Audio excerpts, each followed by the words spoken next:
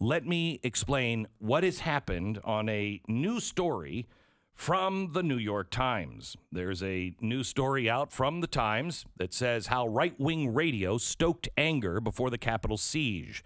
Shows hosted by Rush Limbaugh, Sean Hannity, and other talk radio stars promoted debunked claims of a stolen election and urged listeners to fight back. Okay, that's the headline. Let me just tell you what really happened. On Friday, Michael Greenbaum, who's the author of this ridiculous opinion piece that is disguised as news, he wrote to me, "Hi, Glenn. Michael Greenbaum here at the New York Times. I'm a reporter covering media and politics." My hand was already on delete. "We're writing an article on conservative talk radio, specifically the content that aired in the period shortly before the attack on the U.S. Capitol. You are mentioned along with other prominent hosts, including Limbaugh and Hannity et al." Oh, man. I wonder, they must be doing an honest search for the news. They want my opinion because they want to be set straight. They want the other side. One example we cite is your January 4th broadcast in which you said, now remember, this is one example where we will cite you saying, quote, "It's time to fight. It's time to rip and claw and rake. It's time to go to war. Everywhere you can find a battlefield, you'll find patriots fighting. You don't have to cower anymore. You don't have to back down. The country as we know it is over, and we're going to have to find ways to stop them." Wow, that's one powerful example. What else did I say? I want to go to the Capitol right now after hearing it. Right. Mm-hmm. Now, in that, quote, one example, there are ellipses. Oh. Otherwise known as ... It's time to fight. It's time to rip and claw and rake. It's time to go to war ... Everywhere you can find a battlefield, you'll find patriots fighting ... More than one. You don't have to cower anymore. You don't have to back down ... The country as we know it is over. We're going to have to find ways to stop them. Wow. Wow, that's a lot of That's a lot of ... dots. And I'm sure those ... dots. The 4? They really don't matter. You know what I'm saying? They didn't remove anything. They probably removed like a commercial. Right, they did. You know, this portion of the program brought to you by probably did that. Yeah. I'd like to ask you if you'd like to comment about that broadcast or in general about the impression that your show gave listeners about the accuracy of the election results.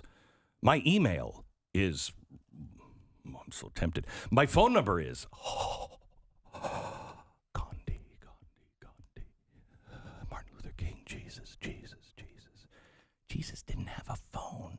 He didn't live in those times, so he didn't technically say don't give out somebody's phone number. But my deadline is Friday evening. Happy to answer any questions you have as well. Thank you, Michael. Oh, well, Michael, thank you so much for that.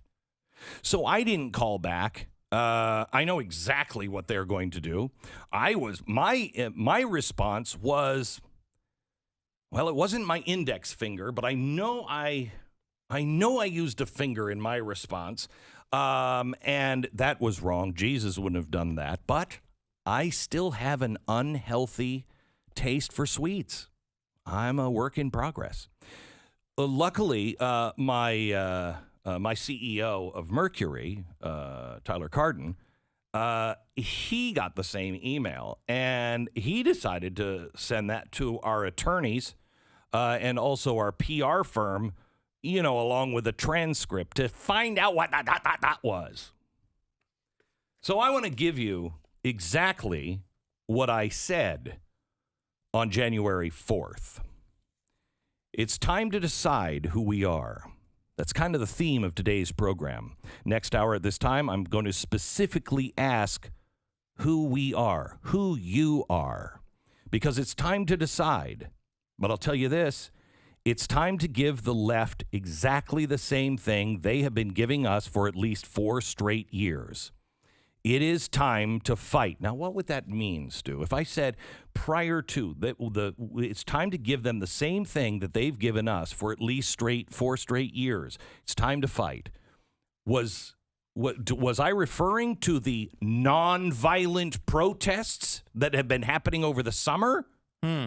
Or was I referring to the fight that they put up in Washington and the people that were colluding to slow down or stop Donald Trump because his policies were crazy? Because to accuse you of saying something wrong there, you would, by definition, unless you, of course, dotted it all, you yada it away. Right. But you have to basically say that what the Democrats had been doing for the past 4 years was terrible too, because you're specifically saying the same tactics. Now that's weird, isn't it? Because I don't remember those stories from the New York Times. Right. Where they were highly critical of all the Democrats and all the things they were doing. No. When you specifically say the same way they've been doing. Right. And if you were going to say that's violent, well, then are you saying those peaceful protests are violent? Are you saying Antifa is somehow or another wrong and violent? Because that's a new story to me. But we haven't even gotten to it yet. It's time for us to be give to them at least what they have given us for the 4 straight years. It's time to fight. It's time to rip and claw. It's time to go to war. That's where it went, ... But it's not a period there, and it's not an ellipse. It's actually a comma, which generally denotes that there's something else that is important that is following now as a part of that sentence.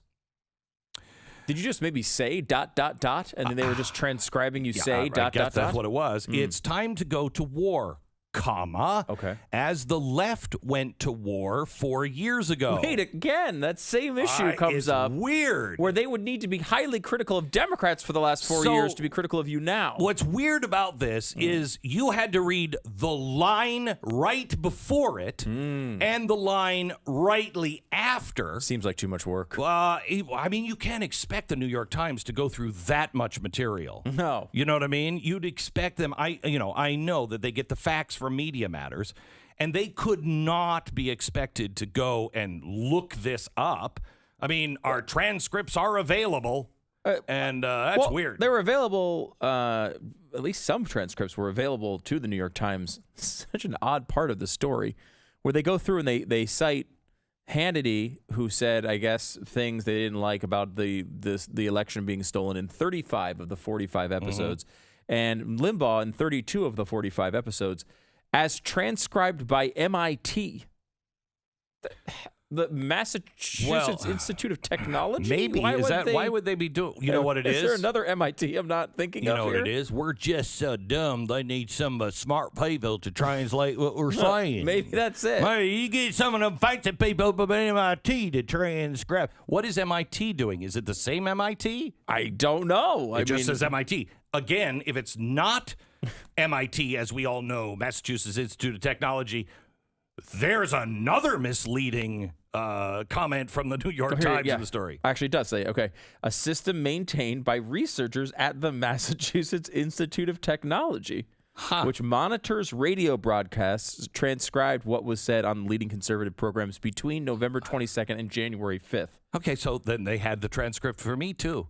Isn't that interesting that they didn't give you the list of isn't that interesting? I mean, isn't that interesting? Oh, it's so frustrating, especially after how many years, how many shows, how many times, how many major public events you have held with the sole focus of being peaceful at rallies. Like, you've talked about it, no offense, 100,000 times more than that was necessary.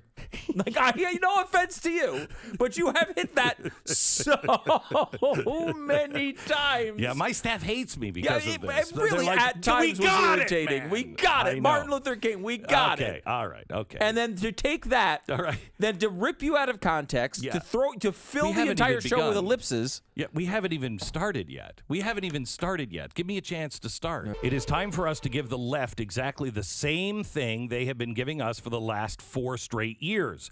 It's time to fight, time to rip and claw, time to go to war as the left went to war 4 years ago. Well, even if you condemn the left and you win, because now you have to condemn what the left has been doing, I'm still uncomfortable with that. And when I read that, I thought, yeah, okay, well, they'd have to admit that they've been violent because I'm saying let's do what they've been doing. But I don't want to do what they're doing. And that's my first thought before I'm reading all of the transcript. But I had to read all the way down to the very next sentence. Oh, well, you can't expect. I mean, they're busy. Now, that's 2 sentences away from what they printed. So, again, you need a team of researchers from MIT to go that far. Yeah, they do have that. So, it did put it. Oh, this. And that's a victory. Yeah, we should also point out there were 4 separate reporters who had the byline on the story. Oh, okay. So they had the 4 reporters plus MIT working on this one. Couldn't get to the next sentence. So did they write the but? Did they write the whole thing? But our playbook will be different? No. No. Okay, I don't see that in here. All right, because I want to go back to how they actually did print and how they got around those ellipses here in a second. It's time to fight, time to rip and rake. It's time to go to war as the left went to war 4 years ago. But our playbook will be different. Now, they don't expect us to actually stand up and stand together. They believe through their algorithms they can control and convince you to sit down. They believe they can convince you that you're all alone. Well, you're not. They think that you're going to roll over and show them our bellies, but you're not. Then I went into a little rant about Mitt Romney. Mitt knows how to lose. Yes, he does. He's a loser. Yes, he didn't lose like Donald Trump lost. He lost because he was a bad candidate. Don't tell me, oh, no harm, no fouls. Let's move on. Let's come together. There is no coming together. I would love to come together, but I can't. I cannot stand with someone who won't stand for the Bill of Rights. You see, the left has a very different definition of words. Come together with Joe Biden means us, when he says he wants us to all come together, what does it mean? Submit, that's what it means. The only thing that they have in mind is uniting the country into going in one direction, theirs. No, the Constitution forbids me to go there. I talked to the president over the holiday, and I'll tell you about that coming up. But after I hung up, I thought there was so much more that I had to say to him. He has done a ton for this country. Maybe the most important thing was reminding us that you don't have to play by their rules anymore. You don't have to cower anymore. Back to the ... This is how long you've had to go for that ... You don't have to cower anymore. You don't have to back down when you're ridiculed into oblivion. You can fight back. You just saw somebody do it. No, I'm not going to surrender, and I'm not going to shut up. Now, I have to go 2 more pages before I get to the next ... But they're really important. Really important. And we wouldn't expect the New York Times to have anything in context. The fact that you, again, what else is typical about your show? A decade of blathering on about Martin Luther King and how great the guy is. Right. Gandhi.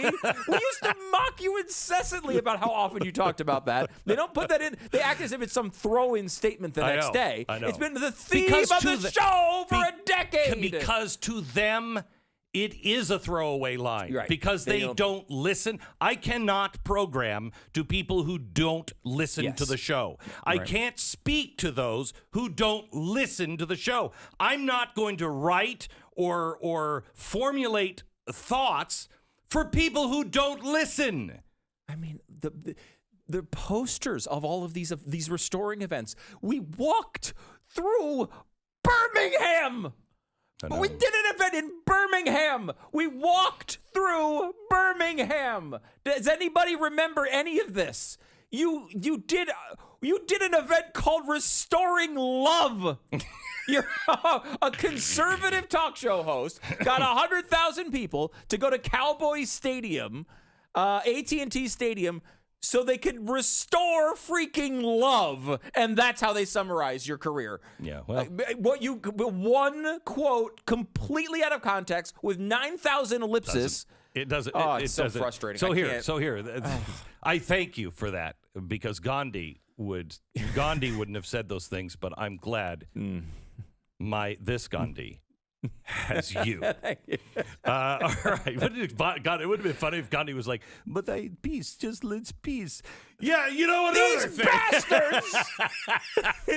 So listen. Here's what I really want you to know. I want you to picture this. 2 bighorn rams on a hill facing off. They're about to headbutt each other. And the instigating ram charges forward. Well, usually the other ram will start charging back. If that ram just steps to one side, the other ram goes off the cliff. Whoa, you were supposed to stop me. The New York Times is the first ram. They're the instigator. They picked a fight. They're barreling towards us. They expect us to fight back. Take the hit and make it worse. Yeah. That just really proves that their ridiculous statement has some validity. No. The New York Times is the one, and we're going to be posting things on glennbeck.com. The New York Times is the one that has excused violence and now have people working for them that would say that Martin Luther King's message is wrong. So I'm not even, it doesn't bother me. Gandhi defined his form of civil disobedience as a force of truth in love. He wrote, and I quote, "Nonviolence is, in its active form, goodwill towards all life. It's pure love." Again, I'm addicted to sweets. I am having a hard time with that, but I'm trying. He believed the permanent good can never outcome the untruth, or can never be the outcome of untruth and violence. He made no exceptions. He said, "I reject violence because when it appears to do good, the good is only temporary. The evil it does is permanent." Now, at one point, a British politician came up to Gandhi and tried to connect with him and said, "Look, Mr. Gandhi, we're both men of God, aren't we?" And Gandhi said, "No, you're a politician disguised as a man of God. I'm a man of God disguised as a politician." The New York Times is an activist disguised as a truth teller. The opening chapter of his book, Power of Nonviolence, Gandhi wrote, beyond the limited truths, there is one absolute truth in which is total and all-embracing. But it's indescribable because it's God. Or say, rather, God is truth. Other things, therefore, can only be true in a relative sense. The New York Times will never understand that.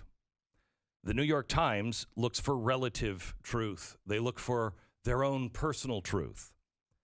I look for eternal truth. And all things are measured against eternal truth. That's why violence in the streets never works.